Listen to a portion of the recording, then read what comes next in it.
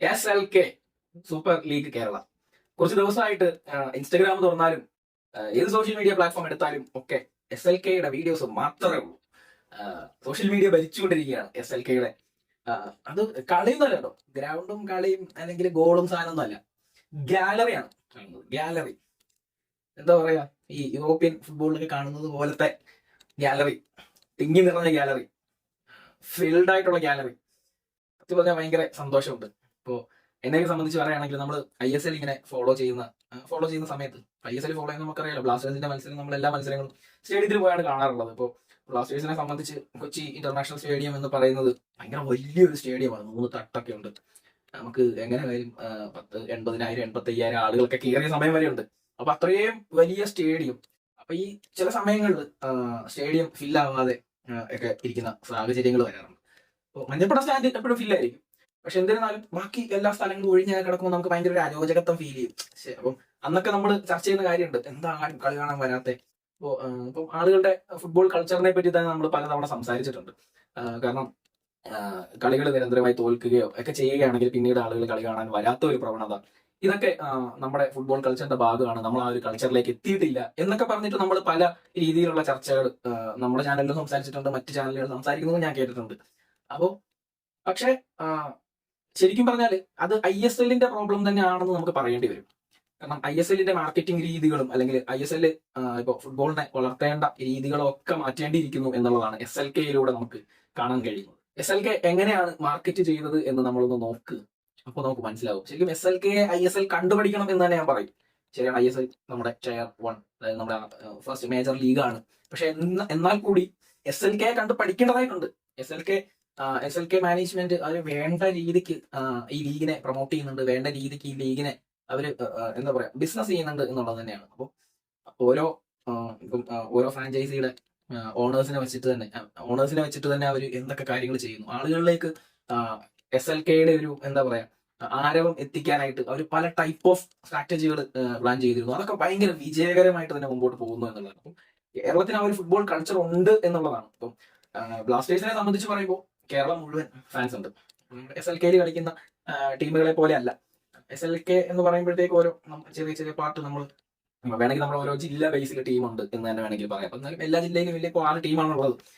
അപ്പോൾ ആ ഫാൻസ് ആണ് അവിടെ ഉള്ളത്. എന്നിട്ട് കൂടി സ്റ്റേഡിയം ഫില്ലാകുന്നു, ഭയങ്കരമായിട്ട് ആഘോഷിക്കപ്പെടുന്നു. ഇപ്പൊ നമ്മൾ ഈ പുറത്തൊക്കെയുള്ള ലീഗുകളുണ്ടല്ലോ, ഇപ്പൊ ഇംഗ്ലീഷ് പ്രീമിയർ ലീഗ് ആവട്ടെ, ലാ ലീഗ് ആവട്ടെ, അങ്ങനെ എന്തോ അവിടുത്തെ 2nd ഡിവിഷനോ 3rd ഡിവിഷനോ 4th ഡിവിഷനോ ഒക്കെ നമ്മൾ എടുത്തു കഴിഞ്ഞാൽ തന്നെ അവിടേക്ക് എപ്പോഴും സ്റ്റേഡിയം ഫില്ലായിരിക്കും. ഇപ്പൊ നമ്മൾ നേരത്തെ ബ്ലാസ്റ്റേഴ്സിന്റെ കളിയുടെ സമയത്ത് സ്റ്റേഡിയം ഫില്ലാകാതെ വരുമ്പോൾ ചർച്ചകളൊക്കെ ഇത് പറയുമ്പോൾ എല്ലാവരും പറയും അവർക്ക് ആ ഒരു കൾച്ചർ ഉണ്ട്, ഫുട്ബോൾ കൾച്ചർ ഉണ്ട്, ആ ഒരു കൾച്ചർ ഇവിടെ എത്തിയിട്ടില്ല എന്നൊക്കെ ഇങ്ങനെ പറയാറുണ്ടായിരുന്നു. പക്ഷെ അതൊക്കെ തെറ്റായി പോയി. SLK നോക്കൂ, നമുക്ക് ആ കൾച്ചർ ഉണ്ട്. നമ്മുടെ ആ കൾച്ചറാണ് നമ്മൾ ഇന്ന് SLKയിലൂടെ കണ്ടുകൊണ്ടിരിക്കുന്നത്. അപ്പം SLKയിലെ ഫാനിസം എന്നൊക്കെ പറയുമ്പോഴത്തേക്ക് ചുമ്മാ ആരും മറ്റേ പഞ്ചായത്തോടെ കാണാൻ വന്നിരിക്കുന്ന പോലെയല്ല.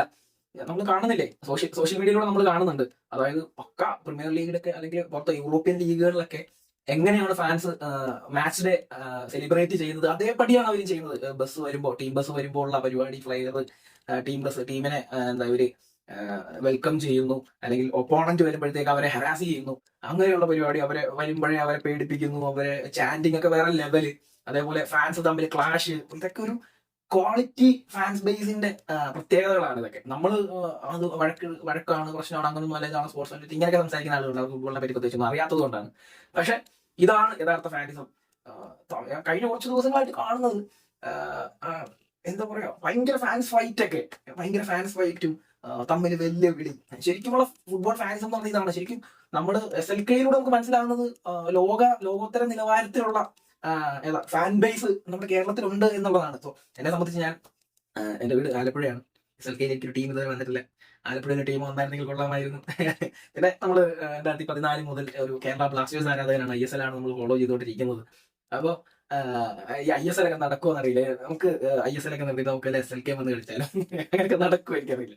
പക്ഷെ എനിക്കും ISLനേക്കാളും ഭയങ്കര ഭയങ്കര തീയായിട്ടാണ് SLK പോയിക്കൊണ്ടിരിക്കുന്നത്.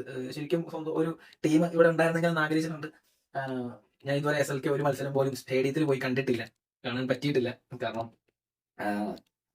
ഇവിടെ അടുത്തവിടെ ഇപ്പൊ കളി. പക്ഷെ ബ്ലാസ്റ്റേഴ്സിന്റെ കളി നമ്മുടെ ബാംഗ്ലൂരും ഗോവയിലും ഹൈദരാബാദും ഒക്കെ പോയി കാണുന്ന ടീമാണ്, കാര്യം ശരിയാണ്. പക്ഷെ കൊച്ചിയിൽ എല്ലാ കളിയും പോയി കാണുന്ന ടീമാണ്.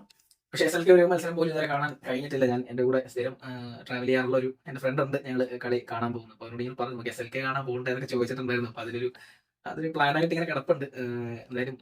എന്തായാലും വൺസ് എന്നല്ല, ഇനിയിപ്പോൾ മാച്ചുകളൊക്കെ കാണാൻ പോയാൽ കൊള്ളാമെന്നുണ്ട്. കാരണം ഇനിയിപ്പോൾ ടിക്കറ്റ് കാര്യങ്ങളൊക്കെ കിട്ടുമോ പോലും സംശയം. നമുക്ക് ബ്ലാസ്റ്റേഴ്സിന്റെ കളിയൊക്കെ നമുക്ക് മഞ്ഞപ്പട വഴി നമുക്ക് ടിക്കറ്റ് ബുക്ക് ചെയ്യാനൊക്കെ ഉള്ള ഓപ്ഷൻസ് ഉണ്ട്. പക്ഷെ ഇവിടെ നമുക്ക് അങ്ങനെയുള്ള പരിചയങ്ങളോ കാര്യങ്ങളൊന്നും ഇല്ല. ടിക്കറ്റ് ഒക്കെ ചെന്നാൽ കിട്ടുമോ, ഓൺലൈൻ ബുക്ക് ചെയ്യാൻ എനിക്കറിയില്ല. എന്തായാലും സോഷ്യൽ മീഡിയ ഭരിച്ചുകൊണ്ടിരിക്കുകയാണ് SLK. ഇതാണ് ഫാനിസം. നമ്മൾ യൂറോപ്യൻ ക്ലബ്ബുകളുടെ കളി നമ്മൾ ആഗ്രഹിച്ചിട്ടുണ്ട്.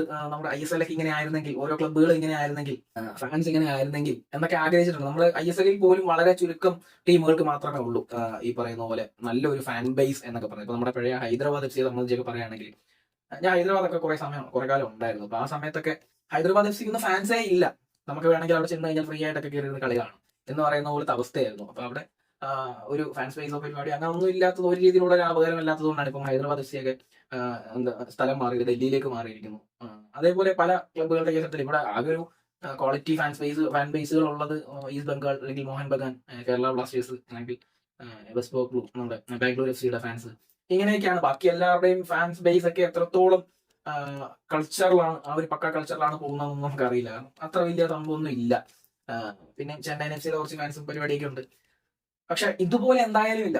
SLK ഉള്ളതുപോലെ ISL ഇല്ല എന്നുള്ളത് തന്നെയാണ്. പക്ഷെ ബ്ലാസ്റ്റേഴ്സിന്റെ കേസ് എടുക്കുമ്പോൾ അത് അങ്ങനെയല്ല. ബ്ലാസ്റ്റേഴ്സിന്റെ കേസ് കുറച്ചുകൂടി മുകളിലാണ്. അത് വേറൊരു കൾച്ചറാണ് എന്നുള്ള കാര്യം നമുക്കറിയാം. മഞ്ഞപ്പട എന്ന് പറയുന്നത് എന്താണെന്നുള്ള കാര്യം നമുക്കറിയാം. അപ്പോൾ ആ ഒരു SLK പെർഫെക്റ്റ് ആണ് കേട്ടോ. ആ ഒരു കൾച്ചർ ഉണ്ട് എന്നുള്ളതാണ്. ഈ SLK ഏറ്റവും ഇഷ്ടപ്പെട്ട കാര്യം അത് തന്നെയാണ്. ഈ ഫാൻ ബേസ് ഫാൻസ് കൾച്ചർ. അത് യൂറോപ്യൻ ക്ലബ്ബുകളൊക്കെ ഉള്ളതുപോലെ, യൂറോപ്യൻ ലീഗുകൾ ഉള്ളതുപോലെ കേരളത്തിലുണ്ട്. നമുക്കതുണ്ട് എന്ന് നമ്മൾ അവകാശപ്പെടുന്നു. അതാണ് എനിക്ക് ഏറ്റവും സന്തോഷം തോന്നിയ കാര്യം. നമുക്ക് കാത്തിരിക്കാം. Thank you.